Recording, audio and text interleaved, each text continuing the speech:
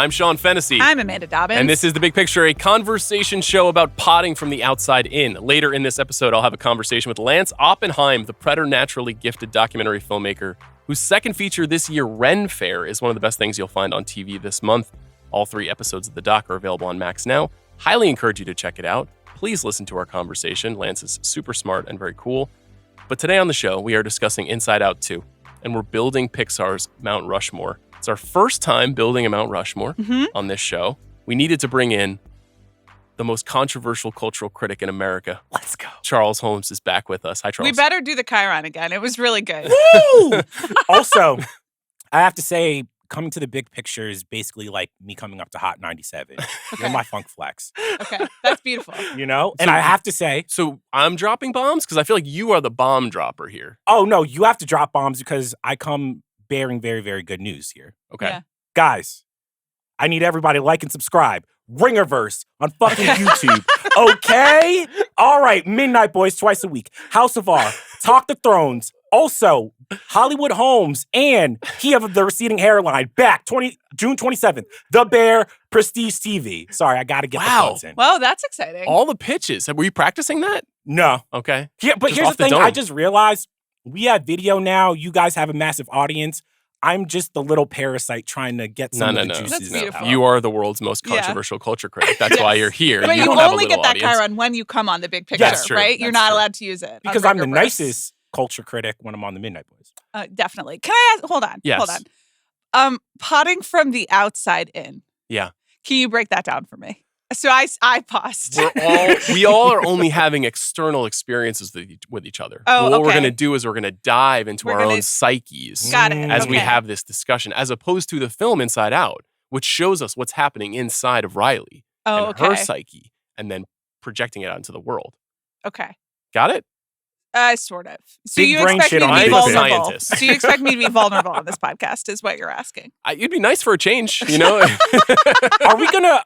This might be too early. Are we going to get an Amanda Science Corner for Inside Out 2? Because I have a lot of science questions. Oh, I'd love to. Revolved Yeah. around this movie. Okay. Yeah. Yes, absolutely. We are also, so Bobby introduced something into the Mount Rushmore concept at the very end of the last episode. It's okay if you didn't make it all the way.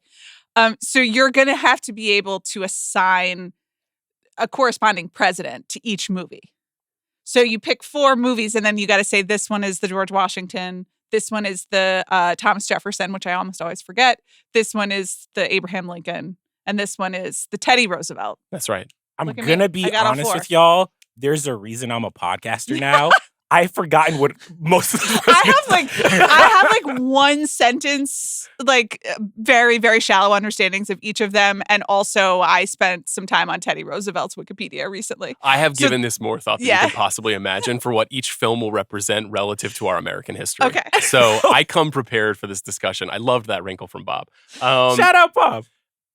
Okay, before we talk about Inside Out and Pixar, which is a pretty big conversation because they've been such an important studio in the 21st century, 2 huge pieces of news that feel vaguely related to one another. We learned a couple of days ago that Sherry Redstone officially ended the talks with Skydance and David Ellison for the acquisition of National Amusements, which is the holding company for Paramount.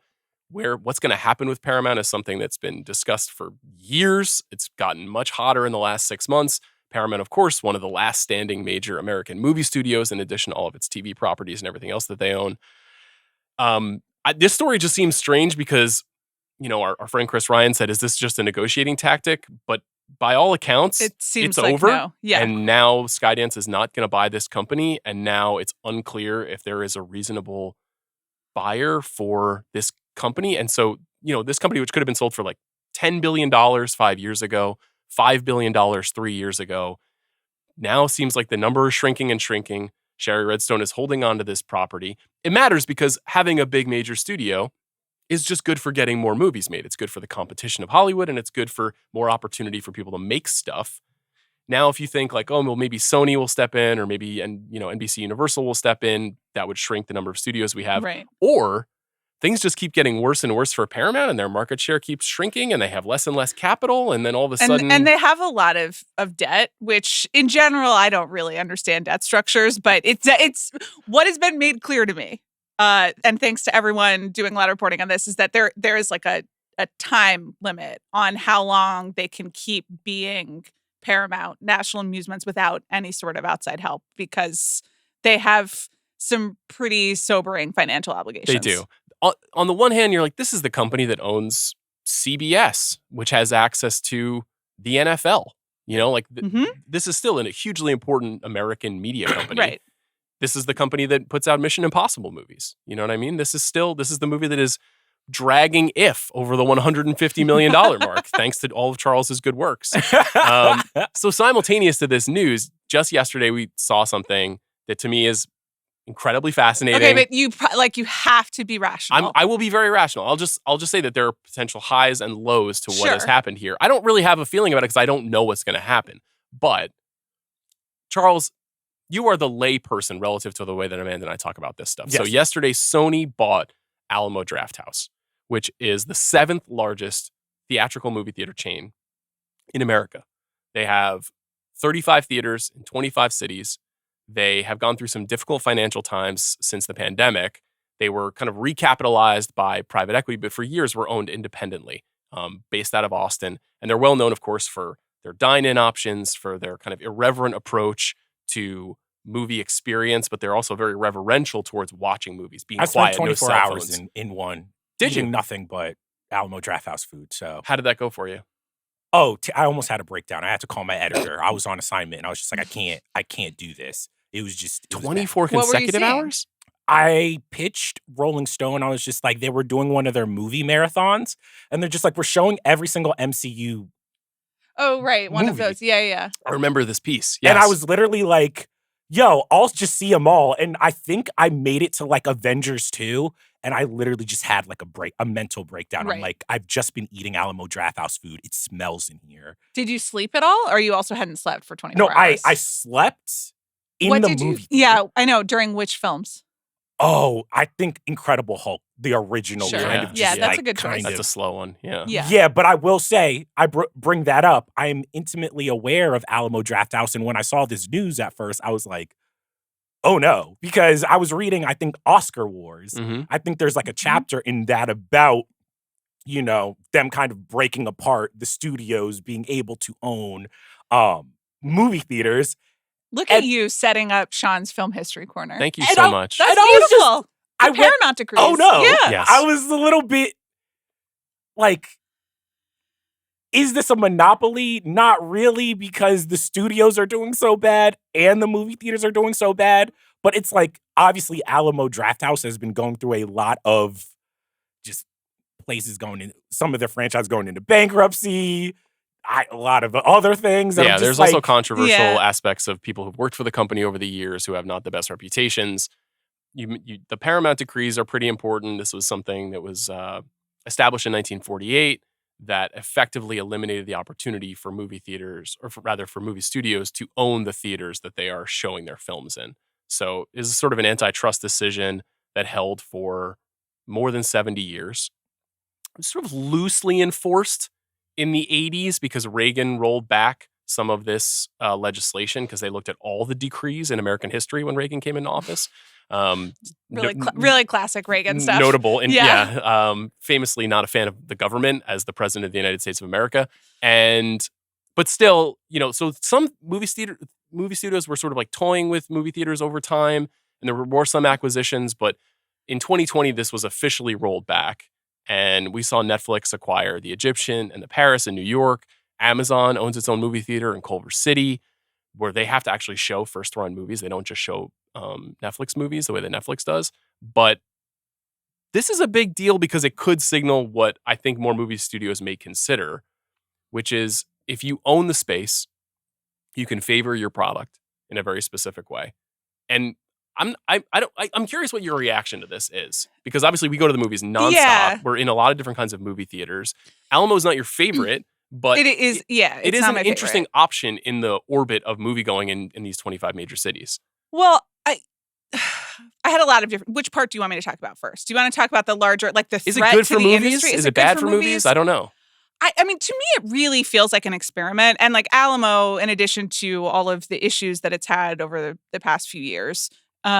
which Charles talked about, and some of which are specific to Alamo and some of which are just part of the fact that movie theaters are like a very tough business. And in some ways, Alamo is better positioned than like an AMC because it has 35 theaters in 25 cities as opposed to like almost 10,000 theaters around the world. And there's just like less of an investment in commercial real estate, which is its own, AMC and Regal and the really big chains have a lot of other business concerns and financial obligations. So this is just kind of like there are 35 theaters. Let's see what happens if we kind of go direct to consumer, just like, like Aesop or Rothy's, like buying a store like in a mall and being like, mostly you could get us online, but now you can get us in a store. But it's maybe like not a loss leader, but to me this seems more like a marketing experiment or a let's see how it goes.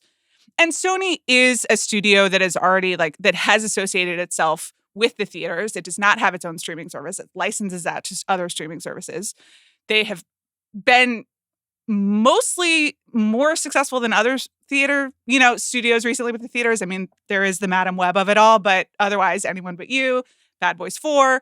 So it's in line with what they're trying to do. In their press release, they specifically shouted out Crunchyroll, Charles, which is where you get to come into the conversation, but basically singled out that they would be using it sort of as a marketing thing. And so the smaller scale makes sense to me. And I was like, this is interesting.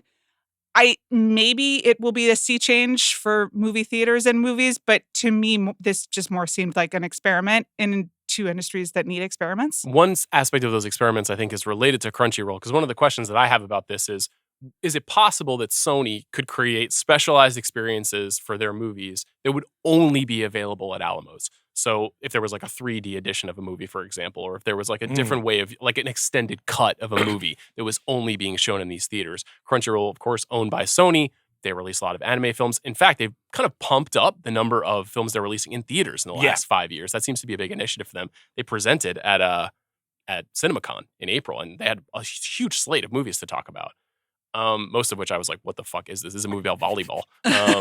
But nevertheless, I feel like this advantages them in a big way because they have these other products within their studio system that they could favor. Is this like a good thing for Crunchyroll and for anime? So I think the funny thing about Crunchyroll, for people who don't know what Crunchyroll is, it's basically like a streaming service that is just anime, and it does a very good job of like, this is new for me even in the last couple years, is that when something premieres in Japan, like One Piece or JJK or all of these huge animes, it'll come out on Crunchyroll pretty much at the same time. And I think what's interesting for that is if you like walk into a Barnes & Noble, something has like rapidly changed where it was like, if you go to the US comic book section, it is so small. It is like 1/4 the size.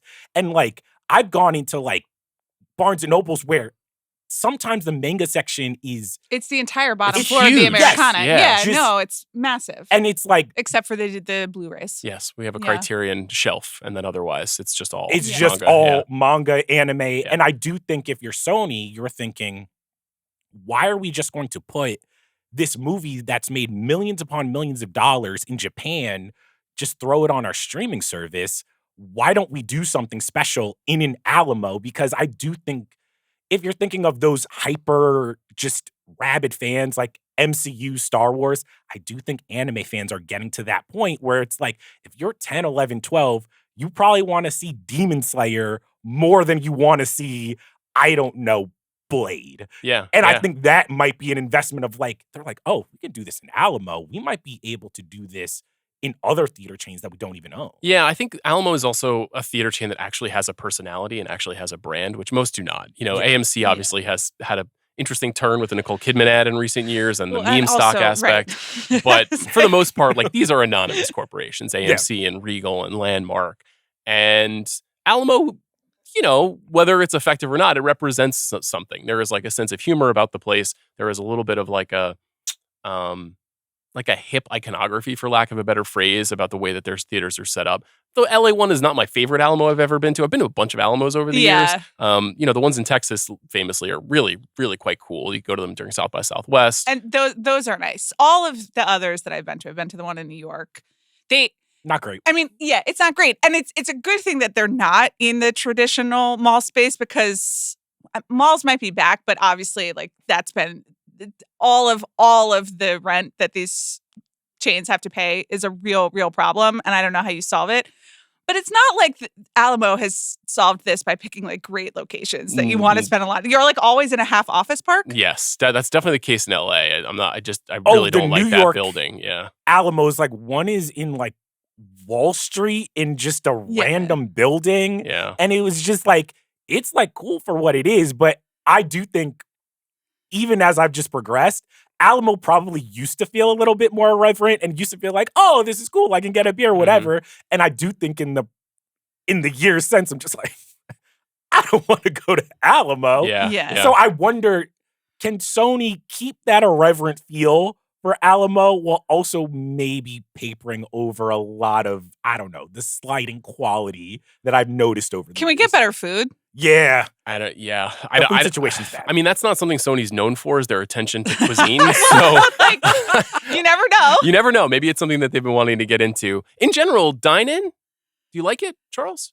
I'm not a fan of the dine-in experience at a movie. I don't know. I think when I was a kid, I was like, I can eat chicken fingers. This is amazing. And now I'm more like, oh, now I'm sad. Yeah. I was like, oh, they didn't bring the chicken fingers to your seat when I was a kid. No, they did not. That was the thing. It was incredibly novel 10, 12, 15 years ago. Yeah. And now it seems like almost not every movie theater, but there are more movie theaters where I'm just like, they've just kind of encroached on Alamo's thing where I'm just like, you could go to a lot of movie theaters and just get a lot of shit. Yes, it's true. It's really, really invasive. Like Alamo spends all this time shaming you in ads that I don't find that funny about like not talking and not texting, but people are just running through and writing novels on their pieces of paper throughout the whole movie. It's a paradox. You know, they really are pushing something that they can't withhold. The thing is that I like it for something silly. Mm-hmm. Like if we had done Bad Boys 4 at the iPic, if the iPic in Pasadena could just, for the love of God, please start showing movies at noon instead of 3:30 on the weekdays. Okay. I'm sure they're all listening. I would be there all the time and I'd get a chicken Caesar wrap and I'd watch. So you do like dine-in? For certain experiences. I agree with this so much. I saw Killers of the Flower Moon at an Alamo. Right, like, but that's insane. I was like, this is the worst theater to see this movie. And so, like, Alamo has aligned itself in some ways as, like, they are always showing all of the movies, and I give them a lot of credit for it. But it's like, you can't put, like, hallowed, like, cinema experience and, like, where are my Moz sticks, you know? Yes. Where's, like, my crunchy buffalo cauliflower? Right. You don't want to see Andrei Rublev in that Glass environment, Onion for sure. played amazingly at Alamo. Right. Killers of the Flower Moon, I'm just like, this is quite literally one of the most awkward experiences of my life. I should have picked any other. Well, this is relevant actually to this acquisition because one of the things that Alamo prides itself on, which you were indicating, is that they show more movies than any chain. Part of that is because they show every possible studio and many, many independent kind of films. It's probably the biggest theater chain that shows the most indie cinema. But in addition to that, they also do a lot of programming from the past. Right now, I think this whole summer they're doing the films of 1984. And so you can go see a variety of movies from 1984. Happy birthday to me. Yeah, that's right. Yeah, that's so nice. Why. Yeah. What will you see? Purple Rain? I'm not driving. I'm not driving downtown. That complex is also where my doctor is. Okay. And I actually really like my doctor. Is the doctor's office in one of the theaters? No. Okay. I'm wondering how I would feel about that. Is the doctor moonlighting as a chef at Alamo? No, I hope not.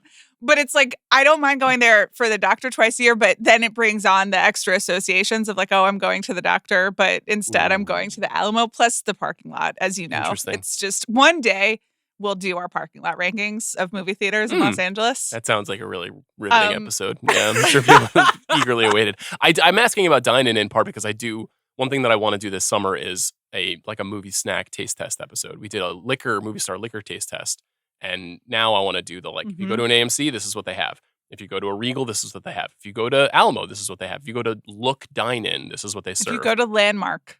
If you go to Amanda's beloved Landmark, this Landmark is what they have. is Charles my is with theater. me. There we go. Okay. Yeah, it's our local. That's great. It's a nice fucking Yeah. time. They closed down the one where I saw all the worst movies near us in Highland Park. Oh, they did. Yeah. I saw Madam Web there. I saw Yeah. Aquaman. I'm like, if I know that this movie's gonna be bad, I'm going. I saw R.I.P. Super Mario Brothers there during spring break at 11 a.m. with all the children. $5 though Ooh. for and, the and matinee. some I mice. missed that. Yeah, That was but then nice. the How's the children vibe? were like following the mice down. Last time I the saw there was Saw aisle. X by myself at 11 a.m.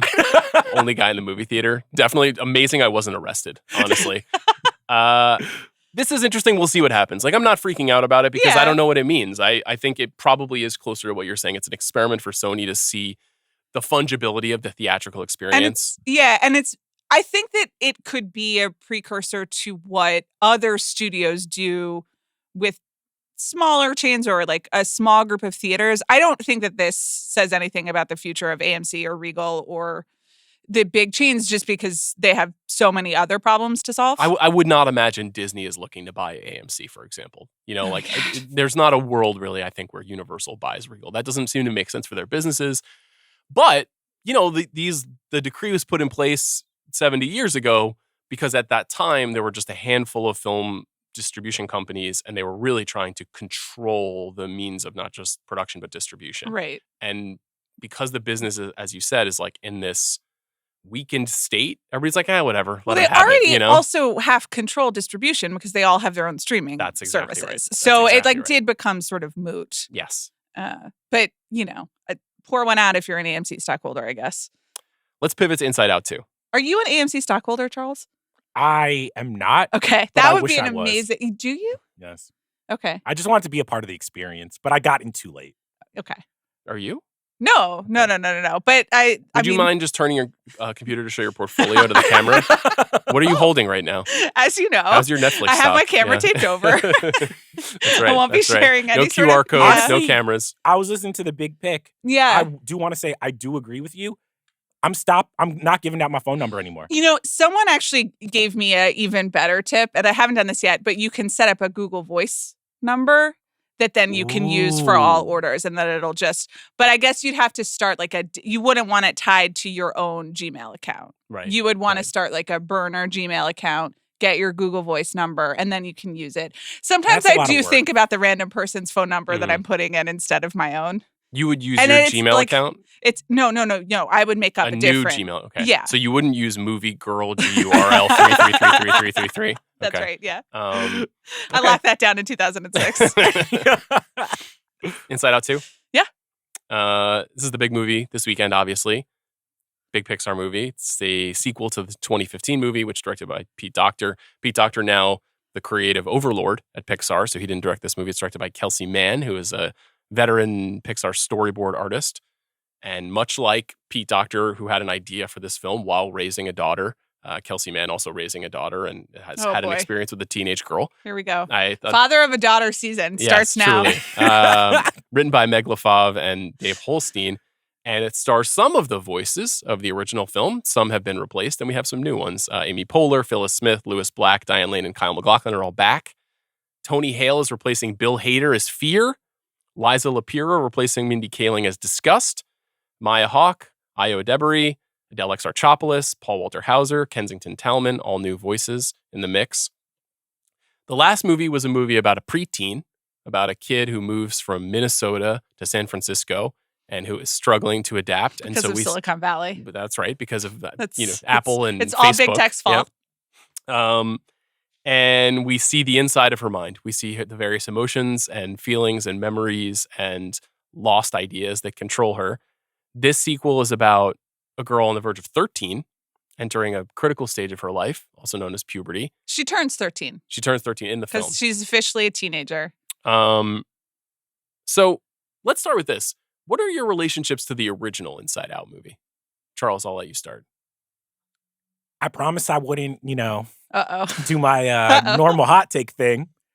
I did not care for the first Inside Out. Wow. It is on my bottom rung of Pixar Oh movies. my God. And I honestly think it was the beginning At least it's not me for of once. Pixar's creative midlife crisis. Well, that's an interesting That point. yes, that is it. That may come up later Yeah. in So the I do- Mount Rushmore I rankings. do think Yeah. that it is if there's eras, it is probably among the best of its era, but was pointing towards some of the creative choices that I think has put Pixar in the situation that it currently finds itself in. I think this is a two things can be true situation, but I'm glad you're staking this claim. Amanda, what about you? Oh, I enjoyed it very much. I'm sorry. And I, No, that's fine. And I did emotionally connect with it. I saw it probably pretty soon after it came out. I actually remember watching it at home with my husband, like 2 adults in Fort Greene, just pulling up. Was it a film. like the critical acclaim that got you interested? Because it's not usually the kind of thing you go for. I think so, and maybe even it was Oscar season. Yeah, because we did watch it at home. Famously did win the best. Yeah, but I Oscar. was very moved by it. Like, absolutely wept at the Bing Bong stuff. And to me, it is an illustration of why sometimes you tell something in animation and not with real people. I was like, oh, I get it. So you have some concept and you can't illustrate it in the real world, and so you're gonna put it here. And some might say the 90s sitcom Herman's Head did actually use it with real people, which is interesting. Not a very successful sitcom, but a sitcom nevertheless.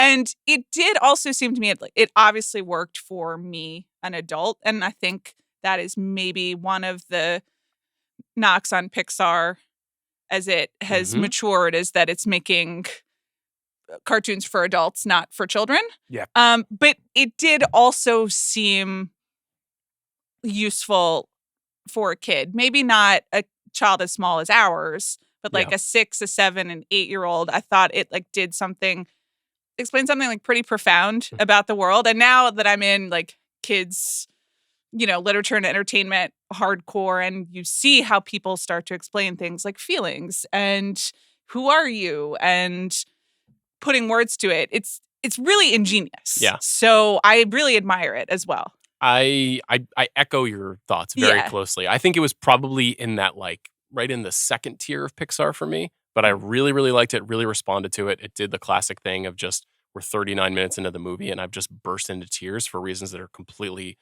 unavailable to me when I'm not sitting in a movie theater. I did revisit the movie with my daughter last week, and I think it's clear to me that the abstractions of the story are more challenging for really small kids to follow.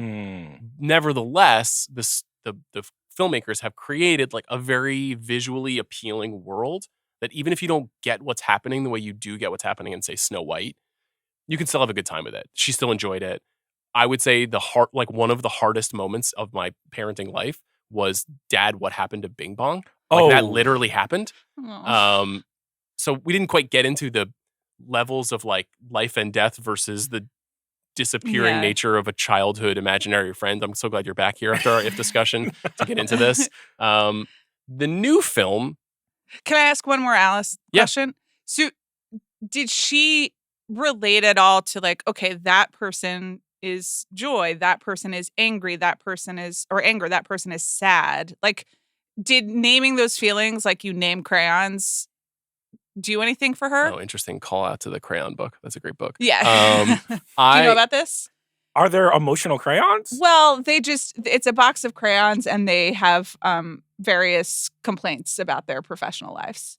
Ooh. And red is being used too much during the holiday season and is pretty tired. And purple just wants you to color in the lines. Yeah. And beige feels underappreciated, etc. And they write letters to their user, Duncan. What's the name of the book again? I forget the name of it. The Day the Crayons Quit. That's it. But it's a whole franchise. Yeah. It's wait, whoa. Yeah. They quit more. The crayons quit more than once? They have a lot of problems. Yeah. I mean, the danger is you are really teaching a kid just to throw up any sort of whiny issue. Some orange and yellow can't agree over who is the true color of the sun, and are writing to each other. Then green has to be the peacemaker. This crayon propaganda, I'm going to be really a little bit, but it is assigning feelings and personalities to specific colors. But this does it more simply. I was just asking because, and Charles very sweetly, he came to see Inside Out with us, and then listened to us talk about our kids for a while. Oh, I was fascinated. But we were telling you we're sort of in the phase of you're trying to explain feelings to kids. Yeah. And right now I'm trying to get my child to say I'm sad or I'm disappointed instead of screaming at me. Yeah. But I did want to, I think Knox is still probably too young to be like, okay, that red guy, Yeah, that's how I feel when I can't have a cookie. I think Alice more or less was there too, even Yeah. though there is something communicated pretty clearly about the emotions. This new movie really complicates that Yes. question. And I think it's probably even more confusing or even alienating for a 3 or 4-year-old because I think it's just not for a 3 or 4-year-old. That's it's, okay. It's not. It is. That's And- okay. And that's kind of fascinating They in have terms of something what is Pixar's in the job. movie that is making fun of what is for 3 or 4-year-olds. That's true. I mean, That's I true. was sitting next to a preteen and like he was talking to his mother and he was so excited talking about the original Inside Out. Mhm. And the movie ends and he goes, "That's the best Pixar movie I've seen in a while." And it was like, Wow, It really? was like- it was amazing because I had the same feeling too, where I was just like, I don't know, Inside Out 2, I don't know where it's going to rank ultimately, but it was funny that this kid was probably young enough to have seen the original Inside Out, but now he is old enough to start critically ranking Mm-hmm. what Pixar Yeah. Pixar has been A going Holmes through. in the making. Yeah, and I was just like, I was almost touched. I was like, damn, this little critic. Like, he's like, That's so funny. there's Yeah. something about Inside Out too that I do think is either maybe not a return to form, but a return to basics. And I Mhm. almost felt a little bit calmer after the movie, being like, oh, they can kind of still just do something simple, even if the story is complicated. Did you agree with that? Do you feel like it's ultimately one of the better Pixar movies of the last 5 years? Because obviously there's been a lot of angst about where Pixar is lately. I guess so. Of the last 5 years, I don't think is as good as the original. And I, Agree. I It's said not as good as the and I original. sat in between the two of you and I said at some point I'm just gonna like really ugly cry probably, and I need you guys to just not. I need this to be a safe space. I did not shed a tear. Now, part of that, I was like fairly anxious because this is a movie in large part about anxiety, and I think it communicates some of that very well. And I agree with Charles that it is sort of it does have the concept's very clever and it is complicated, but they communicate what they are trying to communicate to you, at least to an adult or hopefully a preteen, in a clear way. It doesn't seem it's not muddied. If anything, it's like pretty straight. Like we're just making a movie about anxiety. I kind of like my hot take is that this is sort of like the best example of therapy culture, like and therapy art that we have gotten in the last 5 years of therapy art, and like all of the TV and movies and literature and songs, Hi Taylor Swift, that we consume are now like from people who have been through like either a lot of therapy or have read some blog posts and are like, okay, here's how I'm supposed to think about myself. And here is like the self-empowering way that I'm supposed to go through the world. And I need to worry about my anxiety and my boundaries and all of this stuff. And this like didn't actually use any of the garbage words, but was like a nice summary and a very helpful thing that you can give to a preteen, I guess, to deal with your feelings. I didn't feel it was that emotional. I didn't feel that it got me on like that primal level. And maybe it even knows that. There's a very funny nostalgia character. It is knowing.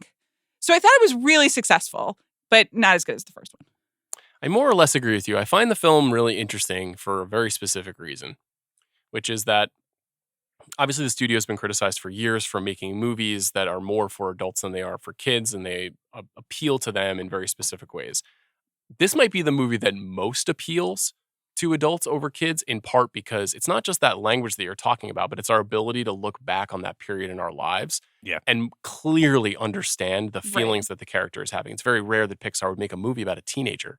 Most of their movies are about either, creatures, animals, or little kids. Andy in Toy Story, I guess, is probably like 8, 7, something like that.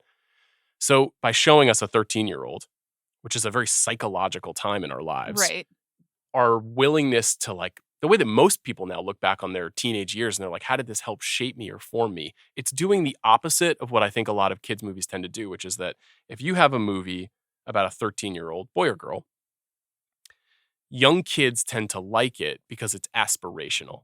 It's like, I want to be as cool as that kid. Yeah.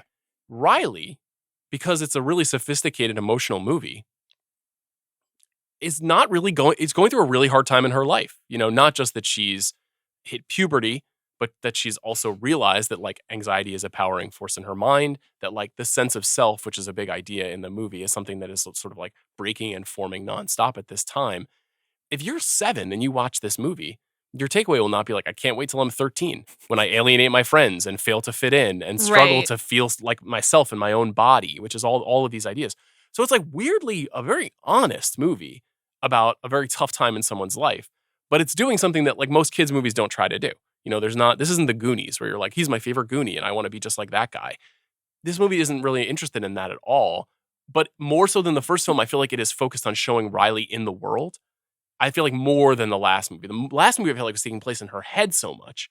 And this movie, I feel like we're as steeped in Riley and her friends are going to hockey camp. It's their last summer before they start high school, and she's hitting puberty. And so we're pinging back and forth between joy and anger and sadness and all of the characters going through their adventure as you do in a Pixar movie. And then this 13-year-old kid who's like feeling bad about herself most of the movie. And how does that make us feel when we feel bad about ourselves? And what is it like to watch a movie like that? It's an interesting creative choice. It's kind of a bold creative choice if you think about it, even though there are still really cute characters and a lot of jokes and bits and things like that. So I find this to be like a fairly unusual installment of the Pixar appeals to adult story, because it's a little different than like, oh, in Finding Nemo, it's about a dad who's looking for his son, you know, who like a loss. But like really it's about Nemo being so cute. Yeah. You know, and going on an adventure. Lots of other fishes. Yes. Yeah. I mean, and all the other fish in the fish tank who talk. The Riley stuff was probably my least favorite stuff because I felt like Anxiety as a character was so funny to me. I'm just like, yo, where's the little Muppet? Anxiety is an amazing character. That is. was the other part of it. It's like, so just the drawing, I was just like, this is art. This is visually like incredibly funny and menacing and memorable. An amazing performance by Maya Hawke. She's so good. She's so good. And, you know, they stage everything that they do to create what Anxiety is doing is like very post-therapy and perspective and funny. But I did also find like useful, like when there's an anxiety attack that happens.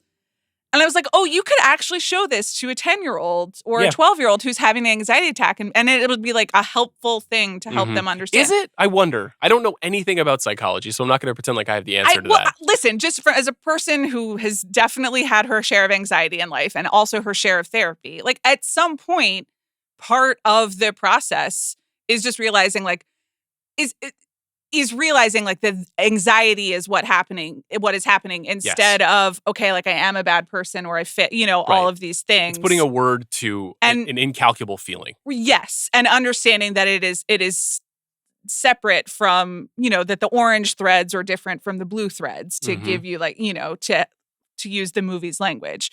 So, and then like once you know that, then maybe you can like deal with the feeling.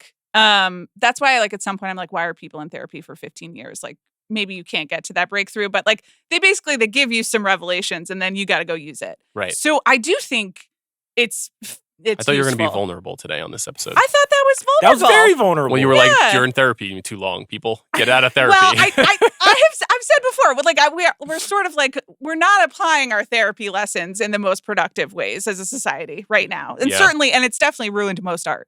But it did not ruin this, Okay, I agree. Yeah, there we go. Van yelled at me yesterday. I'm just like, we have a whole therapy season of The Boys. I'm like, bro, is that what's going on in season 4? Get out. Yes, he's like, everybody get out. And the trauma thing that you complain about all the time is also like out of this, because if the thing you're identifying in therapy or whatever is like a past trauma that's coloring everything you're doing instead of anxiety, or you know, or is causing the anxiety. Well, so it is like the awareness, and we all need to deal with our demons through art is like definitely a problem. Well, writ large. The joke, it's good for people. Agree. It's good for people, bad for art. Yes, agreed. There we go. The joke that Chris and I have, though, which this movie achieves, is show me the trauma. Like I don't need a movie about someone coping with trauma. Right. Like show me what happened. That's the stuff of narrative conflict. Right. And that's mostly what this movie does. This movie is showing us a time in Riley's life where she's having some realizations and she's doing things that are going to live with her for a long time. She turns her back on her friends. You know, she potentially hurts one of her friends in a pretty profound way. You know, she like she changes who she is in a negative way and then has to reflect on that. I felt like a little mixed on how much of Riley we got. I clearly am just much more open-minded about the story of a girl coming of age at this stage of my life. Like there's just something I was not blubbering in the movie theater, but there were a couple of moments where I was like, God, this is going to be so hard for my daughter. This is going to be so hard for her. I can't even imagine what it would be. I'm actually getting a chance to imagine what's happening inside of her head by watching this movie. And, obviously it's just an animated film. It's not real. But I think what you're saying is right, which is that it does, both of these movies sort of profoundly and creatively communicate what's happening inside of a person in a way that I don't know that I've ever seen in a movie. That doesn't make it like a 5-star classic or whatever, but it's doing something that is very rare. And so I have to give it a lot of credit for its cleverness, its insightfulness. I think this one is maybe even 2 steps down from the original for me personally, but its highs I thought were pretty high, and its intelligence is still, the intelligence quotient is very high on the movie. So I generally really liked it. We were all laughing a lot. Yeah. Oh, it's a funny movie. Yeah, it's and very I funny. will say that even though it doesn't reach the heights of the first Inside Out, it's funny how much animated movies now are so preoccupied with anxiety. Like it's like they did a whole fucking short, because it's also is all parenting content. It's Yes. like all just read The Atlantic. It's like just the children, they're dying of anxiety. Which I don't mean to actually. I think they are. I think it's like a real problem, and the pandemic exacerbated it. But then you see everyone gets online. It's like, oh, if we make anxiety content, then they'll click on it out of their own anxiety. But do children want it? Like, I don't want to see Miles Morales Spider-Man having an anxiety attack. That shit is so insane. I agree. I don't want to see Puss in Boots. Like, I like Puss in Boots as a movie, but I'm like, I don't want to see this little fucking cat have a panic attack. Can we? And I think Inside Out did it in such a smart way where it's like, because anxiety is such a funny character and it's beautiful, I almost was like, I was going fuck this movie. And I was just like, it won me over because it does it in a very sophisticated and palatable place where a lot of the other ones, I'm like, to your point, I'm like, all right, I don't need to hear about your therapy session. Like, come on, get past this. Did you think it was an accurate representation of that stage in a young girl's life? Yeah, I think so. I mean, I think it's specific to, it's interesting. She's still the star student of the class and an amazing hockey player, and is very notably also she's not the only white character, but it's of the main people. So she has a very special place. And so I guess this is what even the privileged struggle, It's yeah, important to remember that. I mean, it is true, but it's like, think of Donald Trump in these times. I didn't have the struggle of being like, am I going to make the hockey team? I had different ones. And I guess it's I think it does better with the feelings of not communicating, not knowing actually what's going on, both inside and outside your body, because she has to negotiate all these other social things. And that to me was accurate, even if I can't relate to hockey. Do you want to apologize to any friends you might have backstabbed in your youth? It's not really Amanda's style, Charles. To backstab? No, to apologize to have the backstabbing. You were like, backstabbing is exactly. Can you remember any lifelong friends who were just like, yo, the popular table just wanted me, and I was just like, sorry guys, get the fuck out of here? No, I don't. That's not really how it shook out for me. It was more like I went to college and I was like, oh, people use their brains here, so I'm going to hang out with them. Ooh. Which is, it was a different, being the bookish girl at school. It's fine. I had friends, but then definitely in college I was like, oh, but these are the real friends. But do I need to apologize because I graduated from high school? Life just pushes you along. It seems like you need to apologize. Okay, but you well just then don't want to. I'm sorry. It's okay. Do you want to apologize to anyone right now? Oh no, I've never been wrong. Everybody on the Midnight Boys knows I've always been right. One other thing that is amusing and kind of fascinating about this movie is that it's a kind of mixed media movie. There's a segment in the movie where the core characters from the first film are quote unquote suppressed. They are removed from Riley's main brainstem, the controls of her mind, and sent off to a vault. And in the vault, they meet some other characters who have been suppressed. And those characters are really more memories of media that she enjoyed. One of them was the sort of lead character of a show for 4-year-olds, which you indicated. Pouchy. There's Pouchy, and then there's, I can't remember the Bluefy. Bluefy, the Ron Funches character. Which I wondered if that a little was bit of Bluey pointed. energy. Is that Yeah. Blue's Clues plus Bluey? I felt think- like yeah, it. yeah. Okay. So we had Bluefy. We also had a Video Final game? Fantasy style, Street Fighter 2 style video game character that she had a big crush on, which I thought was very funny. That was some of the big laughs for me in the Also, movie. he was a loser. He was a big time loser. Yeah. And I get it. I watch a lot of anime. I have a lot of crushes. So I was just like, I respond to this. you responded to it. And then there was the Deep Dark Secret, Mm-hmm. which I thought was a little clever sprinkle in Yeah. the story. Was there another one I'm forgetting? Another I animated think it was character? just those It three. was those three. Which I thought was an interesting innovation. Also, like a little bit complex, also for like 7-year-olds, to introduce characters with like different styles into the story. That almost felt like, to me, when that happened, I'm like, oh, Pixar has gone from the studio that we were not brainwashed to think like they're on the cutting edge of everything. Look at that, too. I'm like, oh no, they're doing stuff that I've seen in Wreck-It Ralph or the Spider-Verse films. I had the same thought, Charles. And I was like, oh, it didn't work for me because I'm just like, you guys are almost doing it worse than those films. I liked it, but it did feel like they were catching up. You may not know this because you may not have seen like some of these other I movies. did that have done honestly this. catch myself while you guys were talking just now, thinking about like high school versus college friends, and if there's anyone I need to apologize to. So Well, now's, okay. now's your chance. Did you come up with a I didn't candidate? get anywhere because I was like, oh shit, I got to focus on the podcast. But like, as soon as you said Wreck-It Ralph, I was just like, doo doo doo doo doo. This is my life. I think you're right, though. You said I'm being honest. I think that's You know? I think that's actually a good entree though to the conversation about Pixar, because what that showed to me is what you just said, which is like they're kind of behind now. Yeah. This was the most forward-looking, visually arresting, digitally dynamic studio in animation for a long, long time. You know, in the last 10 years, you've had Universal acquire DreamWorks and then build up a big slate, and then you've also had Universal working with Illumination, and Illumination has just gotten huge in the last 10 years. They had huge success with the Super Mario Brothers movie. Despicable Me 4 is coming out in 2 weeks. It's probably the first real challenger to Inside Out 2's box office chances this summer as the kids' movie of the summer. And so they're kind of like on the back foot. They have gone through this period where before Elemental last summer, the previous 3 films were all released directly to Disney Plus, which has now been pointed to by many kind of industry pundits as like one of the key errors in movies in the pandemic era.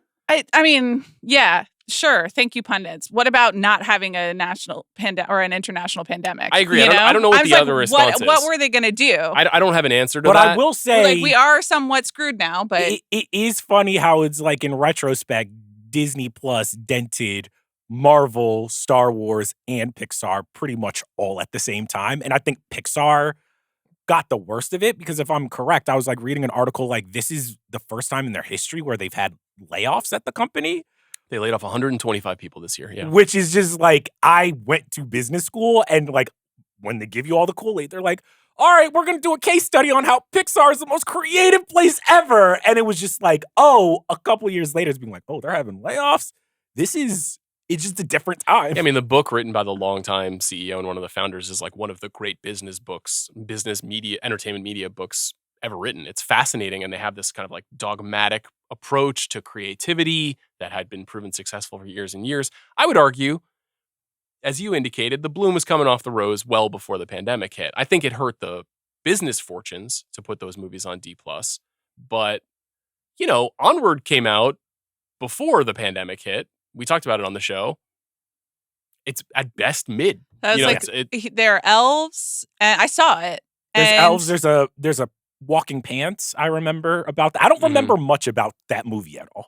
It was a movie that was playing on It was like modernized fairy tale tropes. medieval times, Kind of the Watchers of its era, you know? Oh yeah, but then it was a dad and a son, and they had to. What did they have to do? Wasn't it two brothers? It was thought two an brothers, older brothers, and yeah. like half of their dad comes back. Right. And yeah, right. And so the point is, it was not a terribly memorable film. And it was in this moment where they were trying to figure out how to balance the continued successful nostalgia of, say, The Incredibles 2, for example, made $1.1 billion. Like, think about that. Yeah. Incredibles 2. Now, it's directed by Brad Bird. He's one of the originating, most powerful voices in the history of the studio. The Incredible movies are good. $1.1 It was billion? really confusing.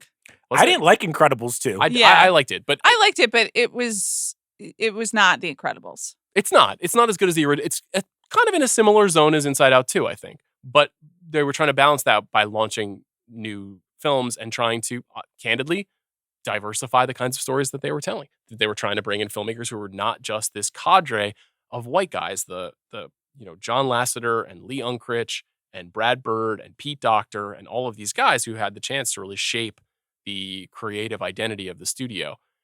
On the flip side, after John Lasseter was effectively removed from the company, he left of his own volition, but because of accusations of inappropriate behavior, he left. Yeah.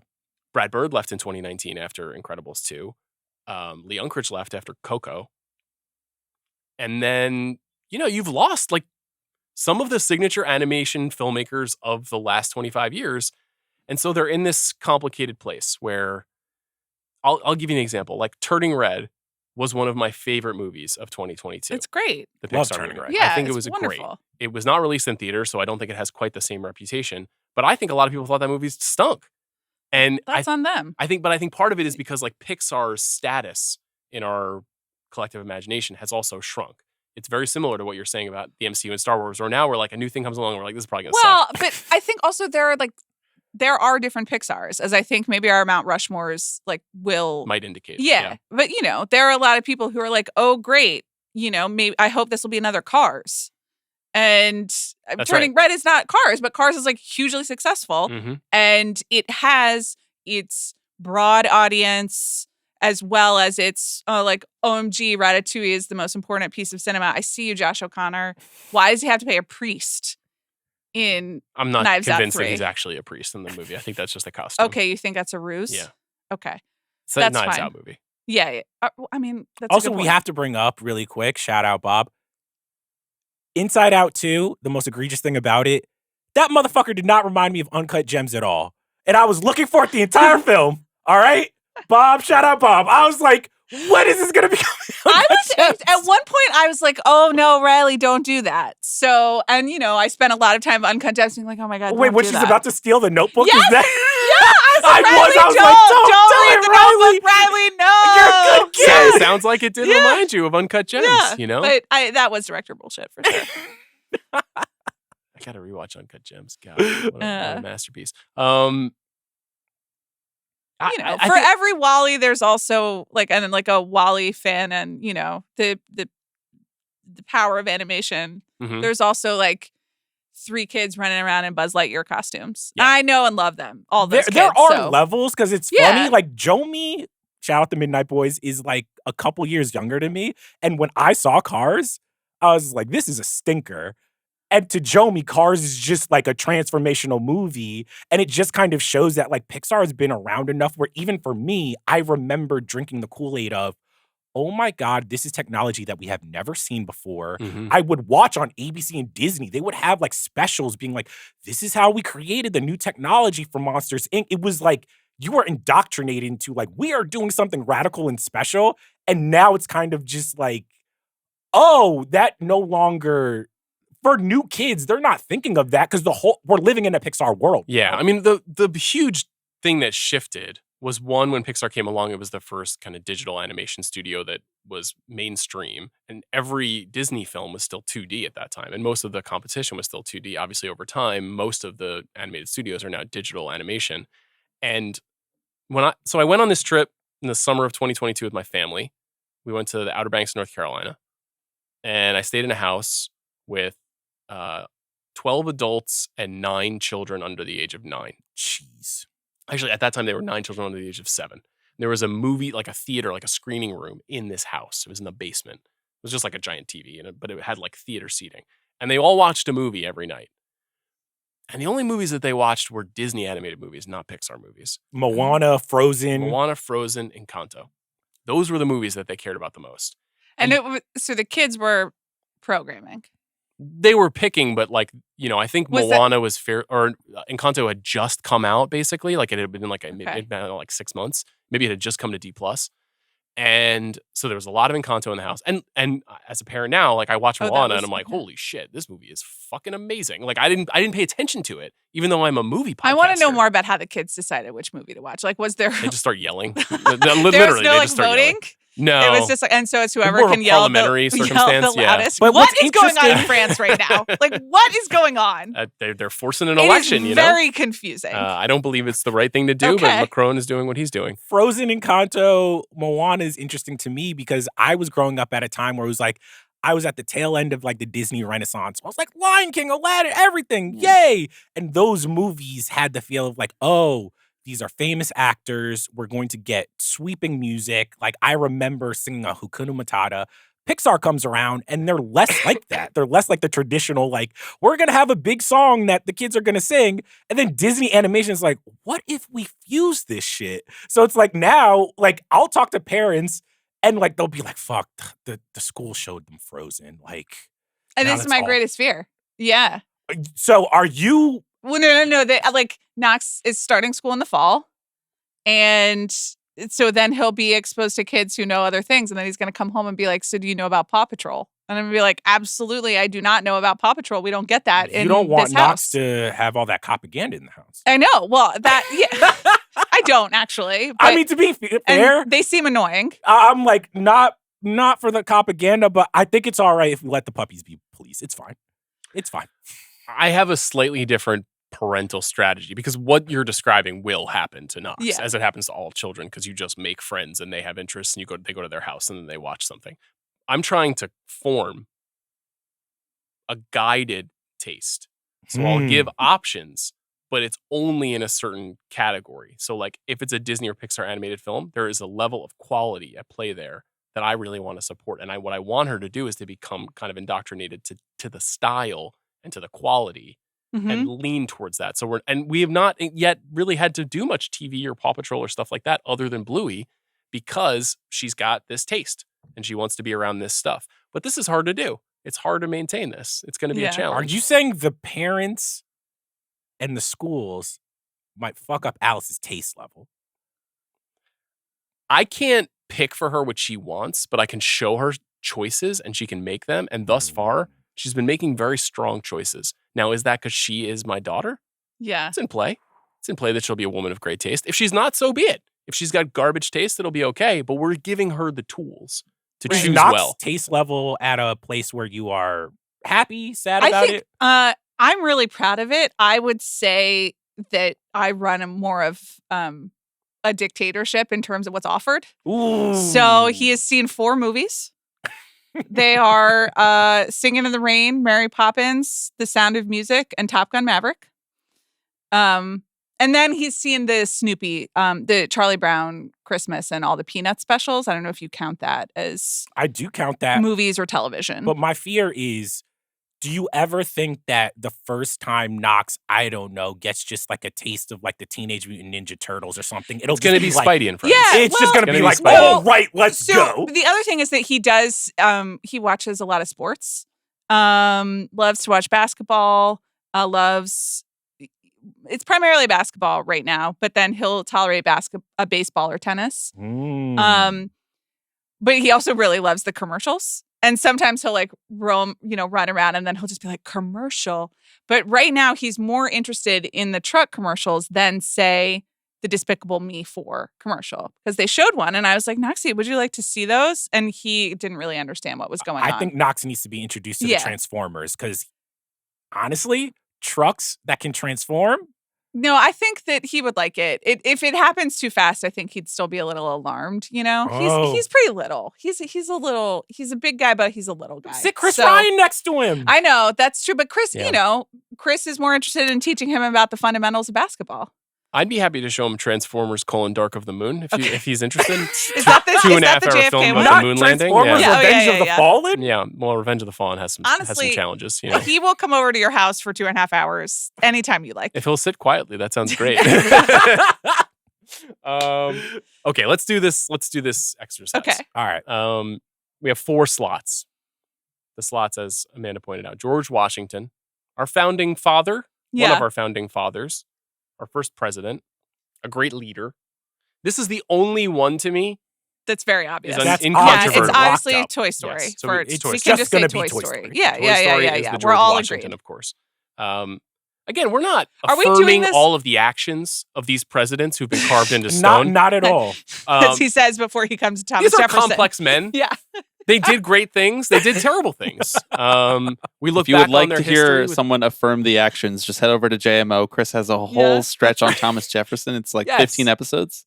Yeah, the Jefferson season is very good. I think it shows the light and the dark of the Thomas Jefferson experience. The Thomas Jefferson experience? Yeah. Wow. All of his time as a leader and a thinker, his Sure. years in Paris. Yeah. You know? Loved Europe. Loved Europe. So, that Okay. was my contribution to the series. Hell yeah. Jefferson in Paris. There's Washington, there's Jefferson, there's Lincoln, and there's Teddy Roosevelt. Yeah. Now, I haven't over strategized on this, so I want to fully talk it out with you guys. Okay. So are we building one together? I think we should. Okay. Yeah. Okay. How do you feel about that? Yeah, good. Okay. Because I want it to be representative of the show. Okay, great. How do you feel about I feel being- very, very great. good about this. So Thomas Jefferson, was a Renaissance man. He did a great many things. He was a complex leader. He was a writer. He was an engineer, really, of a lot of the way that we think about our country and the way that we live together, or don't live together for that matter. Some might say he was a massive hypocrite. I'm not saying that. I'm saying some might say he was. I think his kind of ingenuity is what stands out about him as a leader. So when you look at the history of Pixar, and I don't know whether you guys think we need to stick with a chronological approach here No. relative to the chronology of the presidents. Yeah, I I don't think so. More of a but- personality vibe. So what is the movie that best represents the Jeffersonian identity of America? I think if we're just throwing some movies out there, I do think if we're talking about ingenuity, I think WALL-E probably has to be, because I think the first half of WALL-E is a perfect film in terms of just it was definitely a risk at that time to be like, hey, we're doing a silent film about a robot basically falling in love with an iPod. And even when I saw it for the first time, I was like, I don't fucking get WALL-E. And then I watched it a few years ago, probably during the pandemic. I was like, this movie is way more beautiful and profound than I thought it was. Mhm. And then kind of the obese people in chairs come, and I'm just like, not as great. So just for ingenuity, I'm not saying I'm picking it. I would probably put WALL-E in there. What do you think about that? You're a WALL-E skeptic because you don't like the film bros who appreciate it. That's not true. I was just remembering I was so hungover the day I went to see WALL-E. And it was Were one you of out those. with your college friends? No, I had You've graduated. shed your bookishness? I had graduated college, and I was a young person in New York. But I went to see it not as a Pixar head, but as this serious movie, and probably also Oscar fan. And Yeah. it was in the conversation. Went with my then boyfriend, and at Court Street Theater, Mhm. R.I.P. And I can feel how terrible I felt as I sat through it, but it was very beautiful. What was the magical elixir of cocktails that placed you in a hungover In state? 2008, that's a great question. Red Bull and vodka? No, I was not. Long Island iced tea? No, not really. Mm, Probably. mudslide? No, I was not one of those people. Come Okay. on. I think senior year of college, we got really into gimlets. Gimlets? Gimlets? Yeah. You're a What? 65-year-old man? Well, I guess at that point we were, but but otherwise I was drinking gin and tonics or just a tremendous amount of wine. Right. That's you different from now. How? Right. That's what I'm saying. The woman you see before you is You who remain she has always unchanged. been. Yeah. I think WALL-E is the right answer here. I think there's a case for Ratatouille. Ratatouille is my favorite. That was the other that I was Pixar gonna. film. That's your other favorite Pixar movie. No, Yeah. it's my number one. It's your number I one. think it's- Okay. I mean, also just for the Paris vibes, Mhm. One of the most You're quotable. a gourmand. You can appreciate that film. One of the most funniest, beautiful, Gone to Paris, favorite city in the world. I think Ratatouille is probably when I was just like, this is not going to be, I even knew it watching it. I was like, this is not going to be the most popular film ever. But in terms of just what they did with cooking, food. And it was one time where I felt like up to that point, all of the Pixar films had been very, very basic, where it's like, this is our movie about toys and bugs and all this other stuff. Mhm. And then like, this is our story about a rat who can cook. And I'm like, how the fuck are they going to pull this off? And they fucking did. Also, it's a movie for critics. There you A go. job that no one likes. Everyone hates you. And I was like, you guys got it. No one likes a critic. Yeah. I mean, it's a movie about purpose and passion. Like, those are two great ideas for a kid's movie because it's a complex idea that you can communicate subconsciously. Like, Yeah. that's really ultimately what the movie does. It's a movie about critics. It does satisfy, Anton Ego satisfies a certain kind of writer's sense of not losing what makes you feel warmly about the thing that you do every day. But it's both. It's like an irreverent, goofy kids movie that plays really well because it's an animated animal. Yeah. And it's Yeah. also a deep I exploration of a sort big of idea. feel like we should do Ratatouille for Jefferson, Mhm. and then like Wally is like maybe the John Adams. I would agree So with you want to this. just carve a tiny No, little no, no. But Wally? I'm just saying, it's like I don't think that Wally is mainstream enough. You It's know, the film because bros like, pick. yeah, I don't think like, Right. I hear what you're saying. you know, Also, half of Wally if doesn't we were work. if we were doing our own Mount Rushmore, maybe it would be up there. But we are, meeting the public's taste in the middle. Well, Wally is an HBO prestige miniseries. I mean, you know, Jefferson is the person who is like freedom of speech, freedom of thought, freedom of religion. These are his big ideas that he is pushing. Like, George Washington didn't seem to really care about that kind of a thing. You know what I mean? Like, in the cracking of the ideas that define the country, he is the person who is considered most responsible for those things. Does Ratatouille represent that Yes. to the Pixar? If it does, then Because here's the I'm thing, on board. Remy, the whole idea is just like, yo, why can't a rat cook? Yes, Why you're right. why can't a rodent Okay. like follow his dreams? Rodent, and I mean the world and why of Paris. can't a cooking rat make grown men cry? Yes. Yes, absolutely. Yeah. What about women? Sure. You think this Pixar is an inherently male studio? Well, It does you know, skew that way. it does skew that way, but that's okay. It took how many years before a woman directed a film for Pixar?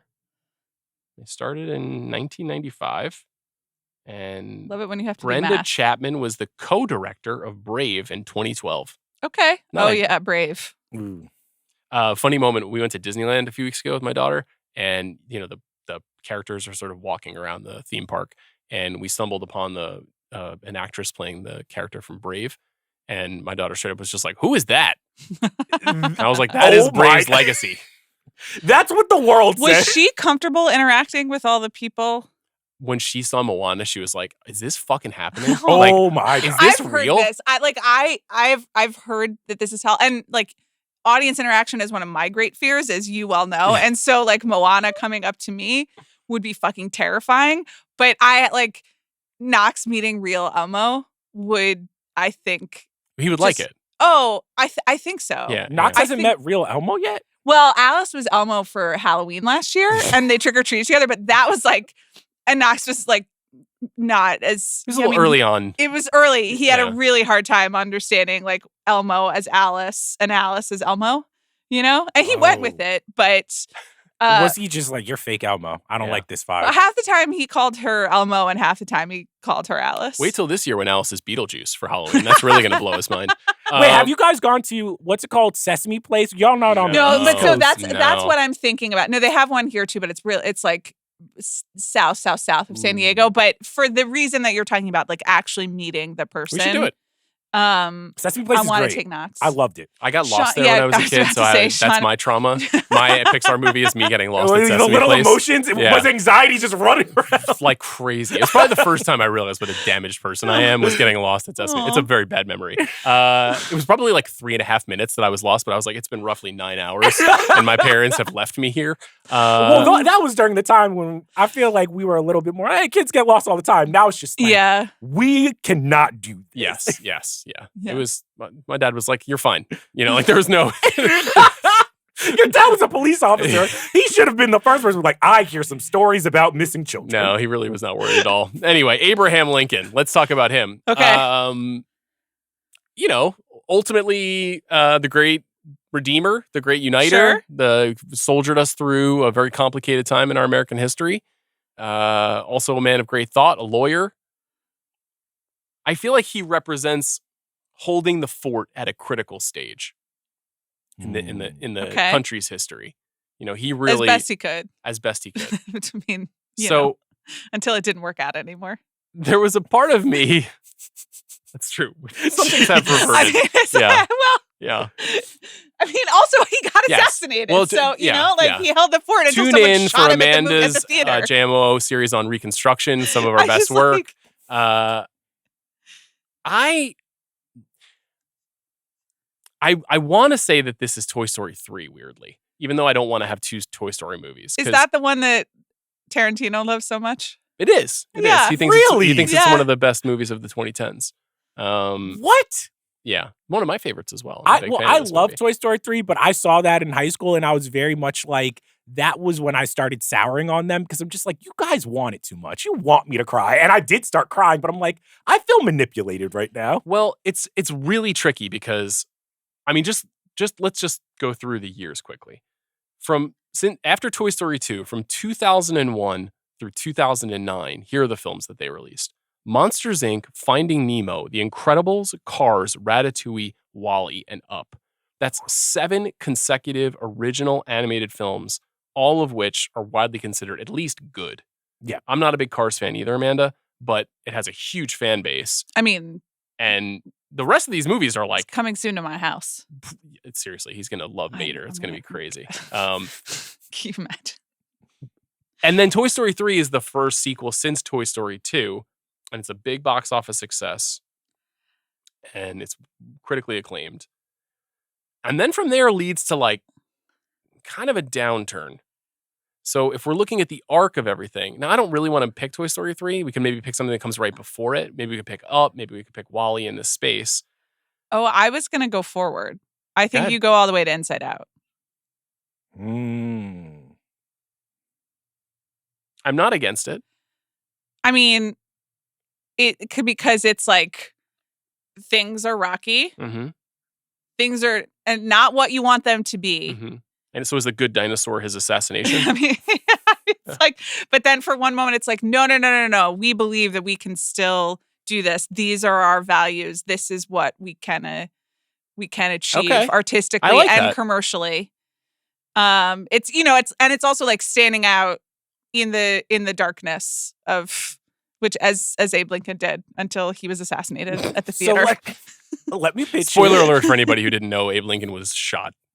And also, it's like, I do think Inside Out has had a huge influence on, and like represents the back half of Pixar and is kind of like their greatest achievement. Like you would build a very large monument to it at the end of the National Mall of Pixar or whatever.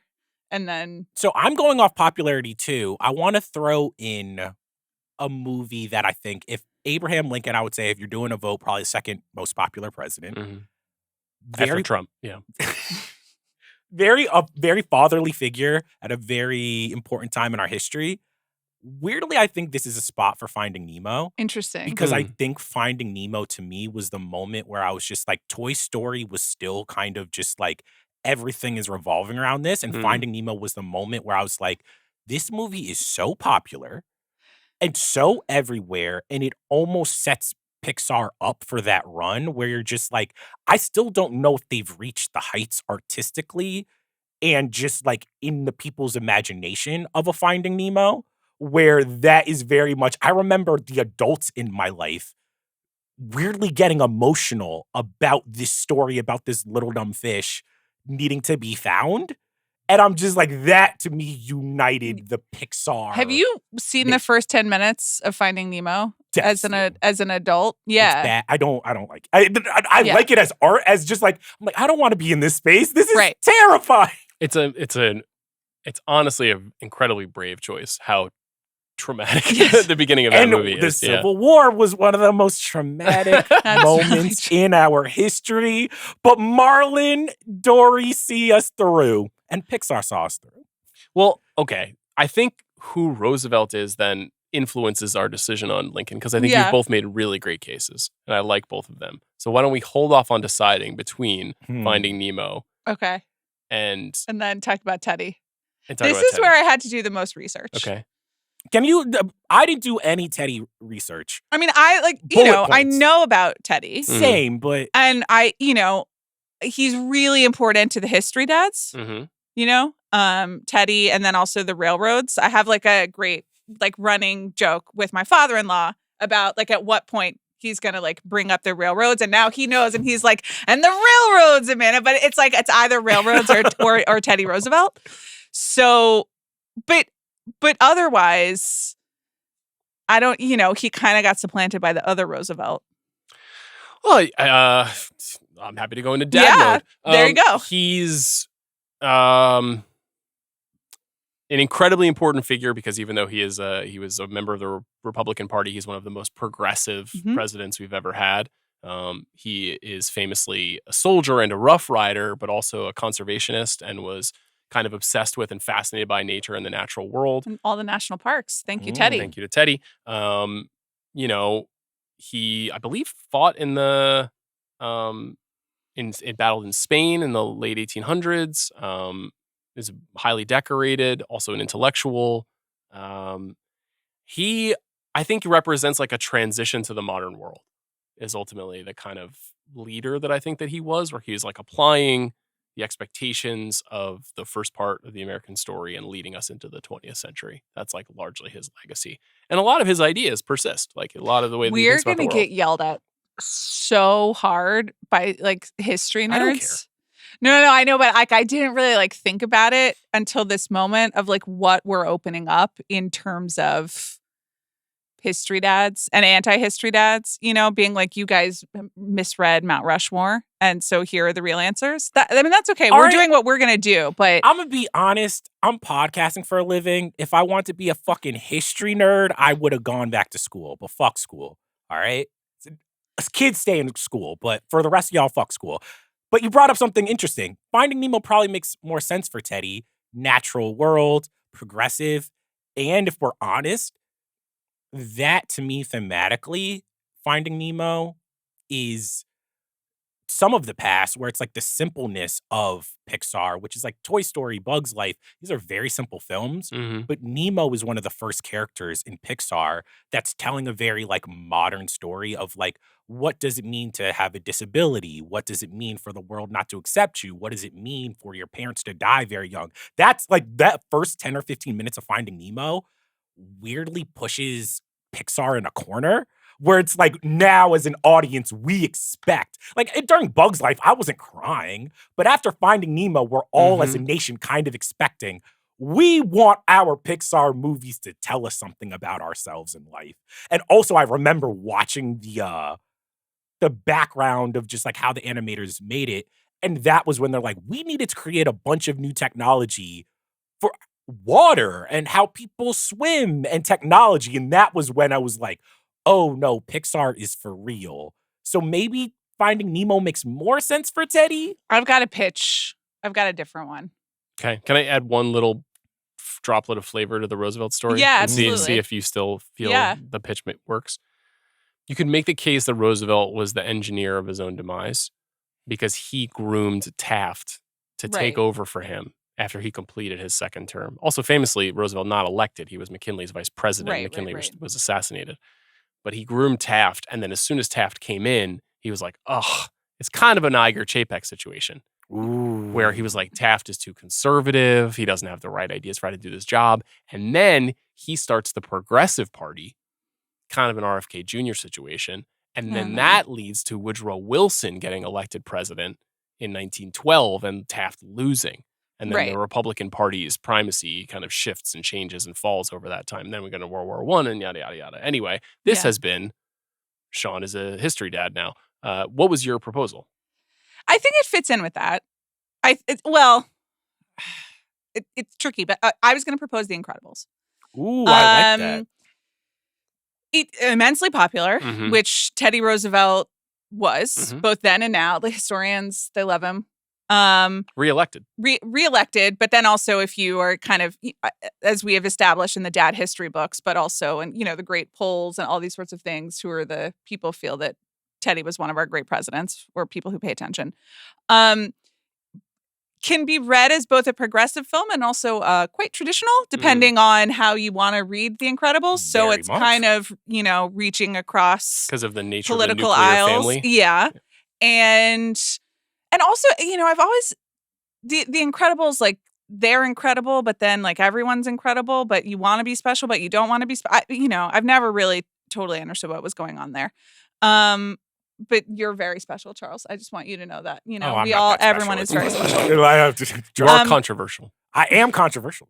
And then, it's very famously inspired by Brad Bird, like having a hard time, about like his trying to balance his family life and his work life. And so, and it has been used, I think, unfairly as the inspiration for like all of the, well, I think all of this criticism is unfair, but there has been a strain of criticism that's like Pixar has become too autobiographical. And Pete Docter even gave that quote to Bloomberg of like, we're moving away from that.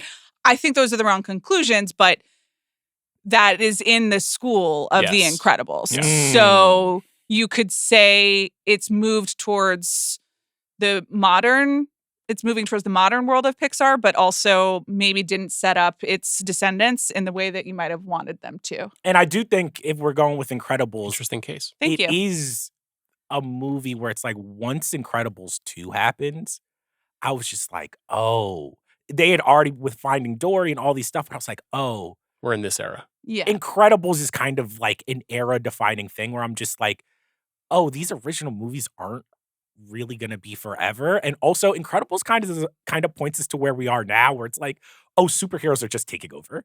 It is just like, Yeah, I even think that's a true. lot of like directors still count Incredibles as kind of like this is how you do a superhero movie, right? It does loom large over the culture, even outside of Pixar.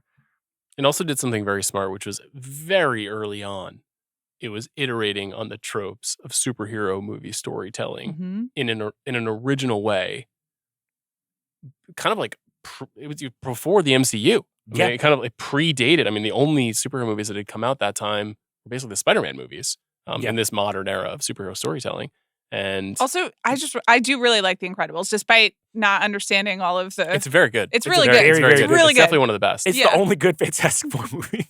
That's a great take. And I really, what's her name? Edna Edna Yeah. Wow, Mode. Edna Yeah. Mode, iconic. She is. You have a little bit of an Edna Mode Thank situation. you. That's really Yeah. nice. Thanks so Great much. taste. I should get the glasses. Kind of a tough exterior, though. Yeah. You're like, Zach, you and Knox should be the Incredibles. So I will not be wearing spandex for Halloween. Edna thank Mode you. doesn't wear spandex. Oh, okay. I could be, and then you could be Edna Mode, yeah. yeah, and then Knox Knox could would be Jack Jack, maybe. Oh yeah, he does have Jack Jack vibes for sure. Who would Zach be? I don't know, the sad dad.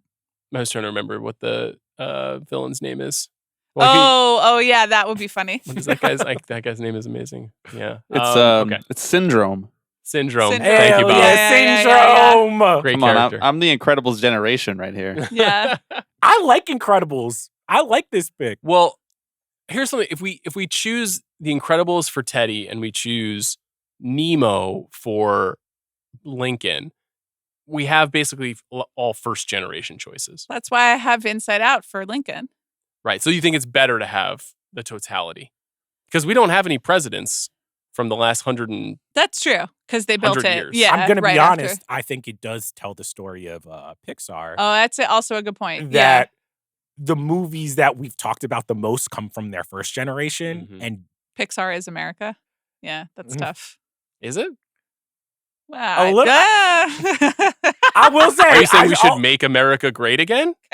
I'm not going to make it through the rest of the year on this podcast. I'm absolutely not. Can't believe this is happening.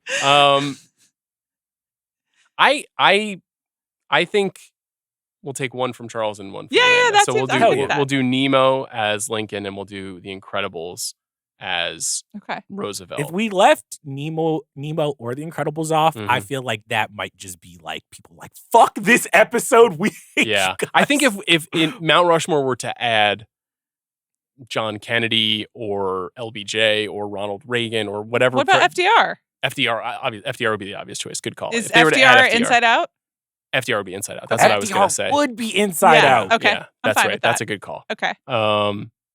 Okay. So our Pixar Mount Rushmore has been completed. George Washington is Toy Story. Thomas Jefferson is Ratatouille. Abraham Lincoln is Finding Nemo. And Teddy Roosevelt Bobby, is this The is an Incredibles. absolutely insane, hilarious concept to throw at us, just like in the bumper of an But I episode. will It's say, really, really good producing. Good job. For anyone who gets mad at us, blame Bobby. Yeah. I am not a history buff. Yep. All the history nerds. Bobby, do you have anything to say for the history nerds? Do you want all the comments and angry messages? I just think everybody acts really normal about American presidents and history Yeah. and getting details right. I just think everybody does a really good job. And when you combine that with movie fandom, which definitely comes from a rational and Pixar place, fandom. you get Yeah. normal And Pixar results. It's really good. Really, really good All right, stuff. and one last question I have, because Yeah. I was going to bring this up. Amanda's Science Corner. Yes. Oh, yeah, of course. Really quick Oh, question. music. Hold on. Amanda Dobbins' Amanda's Science Corner. Yeah. Okay. Go. So, I was wondering, Riley goes through puberty very, very early on. But She's 13. she's No, not early as like early on in the movie. Early in the movie. right? Yeah. And it is very funny how they do It's that. very It's funny. amazing. But at no part do we get to see like the anthropomorphized version of puberty. Right. We don't see I did hormones, we notice don't- they do not mention, like, hormones are not brought to the table. Even though there is, she has zits. Yes. But there's no mention of period, no mention of body changes. Yeah. Some of that is because this is like, it actually is like a 3-day window, Yes. right? So she's going Right. to summer camp. But Do hormones reach the brain? Is that why we didn't see them? Because maybe they don't reach the brain. oh, this is a good question. I should know a lot about this. I mean, I definitely,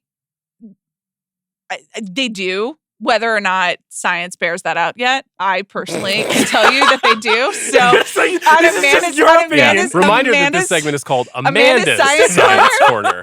hormones are really powerful behavioral modifications. But maybe they don't because here's the thing. I was like, well, hormones affect the emotions, so therefore we should be seeing Right. them. They during should sort of puberty. be like, but like, would they be in the control center, or are they like changing? I think they should be The- like suction cups that attach themselves to the characters. Yeah, Because yeah, or like once who they interrupts hit- them and they can't get a good night's sleep and that sort of thing. They're Yeah. basically like the minions of Mm, the Inside Out like yeah, universe. I smell a crossover. Yeah. Yeah, this Then what were the is blue- good stuff. Then what were the blue guys? Oh, they were the construction workers? Yeah, but what so- part are they of the body? Are they like blood Oh, interesting. cells? Maybe they could be the hormones because they They're come knocking in down- and They they arrive knock for everything demo down, day, and then yeah. they're just like, Puberty is yeah, demo we're day. going to be leaving this with like no schedule of return as well, which Mm. is, because the hormones do drop and change quite precipitously, Is that why especially in they're a bad woman's at their body. job? So, Because sometimes the hormones yeah, are on, sometimes that's a good they're idea. off. Wow, Charles' Science Corner. Sounds like Yeah. he needs to be in the Wow. room with the I'm Pixar There you learning Brain a go. lot. Trust. There Okay, we hell go. yeah. We've done amazing work here today. History, History, science, Psychology, Yeah. art. electoral politics. I It's just feel all like here. I'm just really proud of you guys. Charles, thank you so much for returning to the halls of the big picture. Hey, I'm glad. And guys, guess what? Don't forget, Ringerverse, like and subscribe on YouTube right now. House of R, Talk the Thrones, Midnight Boys, twice a week. Pew pew! Let's go to my conversation with Lance Oppenheim. Thanks to Lance. Thanks to Charles. Thanks to Amanda. Thanks to our producer, Bobby Wagner, Alea Veneris, Jack Sanders. We're drafting again next week. Are you ready? I gotta be honest. I looked through your letterbox list that you assemble. I'm not ready. 2002 is the year. My response to the list you sent was, "Is this an upside down draft?" Because Oh. other guys, I don't know They're what I'm not going to be quite doing. an upside down draft. Do you know about the upside down drafts? No. Maybe we'll get you on one day. Okay. Hater that you are. But it's where you pick only movies that have like low ratings, like Oh, sub hell. 50% on RT.